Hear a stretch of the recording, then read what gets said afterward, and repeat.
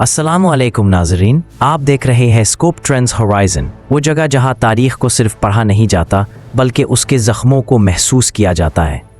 यहाँ हम तारीख़ को फ़ख्र के आईने में नहीं देखते बल्कि सच के चराग के नीचे रखते हैं। आज हम जिस दास्तान का आगाज़ कर रहे हैं वो सिर्फ इस्लामी तारीख़ का नहीं, इंसानी तारीख़ का सबसे तारीक बाब है। ये वो लम्हा था जब तहज़ीब ने सांस रोकी, इल्म ने खून में नहाया और इंसानियत ने खुद को खो दिया। ये कहानी है तातारी हमलों की, वो यलगार जो इस्लामी दुनिया पर क़यामत बनकर टूटी। 12वीं सदी के इख्तिताम पर इस्लामी दुनिया ज़मीन की सबसे ताकतवर और सबसे महज़ब तहज़ीब थी। बगदाद ये महज दारुल हुकूमत नहीं था, ये दुनिया का दिमाग था।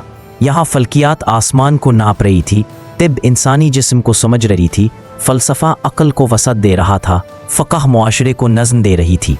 बैतुल हिकमा में दुनिया के कदीम तरीन अलूम नए सांस ले रहे थे। खुरासान, बुखारा, समरकंद, नेशापुर, मरू ये शहर इल्म के कल्ले थे। यहाँ आलिम सिपाही से ज़्यादा बाइज़्ज़त था और कलम तलवार से ज़्यादा ताकतवर। लेकिन ये सब सिर्फ बाहर की तस्वीर थी। इस्लामी दुनिया बज़ाहिर मजबूत थी मगर अंदर से कमज़ोर हो चुकी थी। खिलाफत महज अलामत बन चुकी थी, असल ताकत अमीरों और जर्नेलों में बट गई थी। फ़िरका वारियत दिलों में जहर बनकर भर रही थी। हुक्मरान ऐशो इशरत में डूब चुके थे, अदल कमज़ोर पड़ रहा था। अवाम और तख्त के दरमियान दीवार खड़ी हो चुकी थी और तारीख़ हमें बार बार बताती है, जब रियासत और अवाम एक दूसरे से अलग हो जाए तो दुश्मन बाहर से नहीं अंदर से फतह करता है। इसी दौरान एशिया के बेकिनार मैदानों में एक मुख्तलिफ तारीख़ जन्म ले रही थी। ये वो ज़मीन थी जहाँ ना शहर थे, ना दीवारें, ना तख्तो ताज। यहाँ सिर्फ घोड़े थे, हवा थी और बका की जंग थी। यहाँ एक बच्चा पला जिसका नाम था तमुचीन। इसका बाप कत्ल हुआ, कबीले ने उसे छोड़ दिया। माँ ने जंगल में बच्चों को पाल दिया। भूख ने उसे सख्त बनाया, जिल्लत ने उसे बेरहम। ये वो इंसान था जिसने सीखा, रहम कमज़ोरी है और कमज़ोरी मौत। वक्त गुजरा और तमुचीन चंगेज़ खान बन गया। मंगोल जंग नहीं लड़ते थे, वो तारीख़ बदलते थे। उनकी फ़ौज हल्की थी, तेज़ थी, बेरहम थी। वो एक दिन में वो फासला तय करते जो आम फ़ौज एक हफ्ते में भी ना कर पाती। उनके तीर घोड़े पर बैठकर हर सिमत में चलते थे। लेकिन असल हथियार तलवार नहीं था, खौफ था। वो शहर फतह करने से पहले कहानियाँ छोड़ते थे, कहानियाँ कत्ले आम की, खोपड़ियों के मीनारों की, जले हुए शहरों की। शहर लड़ने से पहले हार जाते थे। ख्वारिज़म शाह उस वक्त की सबसे बड़ी मुस्लिम सल्तनत का मालिक था। फ़ौज बड़ी थी, दौलत बेहिसाब थी, गुरूर भी बेहद था।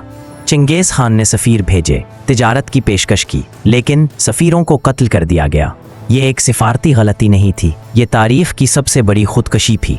चंगेज़ खान ने कहा, मैं अल्लाह का अज़ाब हूँ, अगर तुमने गुनाह न किए होते तो खुदा मुझे तुम पर न भेजता। फिर क़यामत आई। उतरार सबसे पहले जला।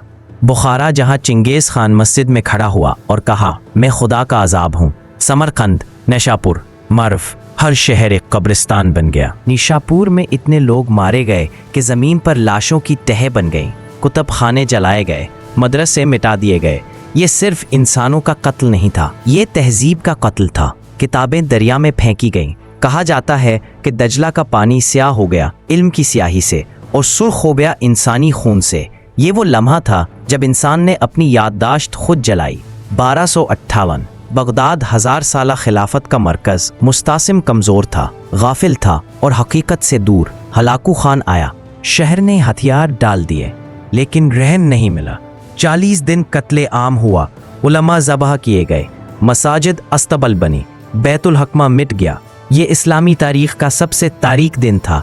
नाजरीन, ये सब सिर्फ तातारियों की वजह से नहीं हुआ, ये अंदरूनी ज़वाल का नतीजा था।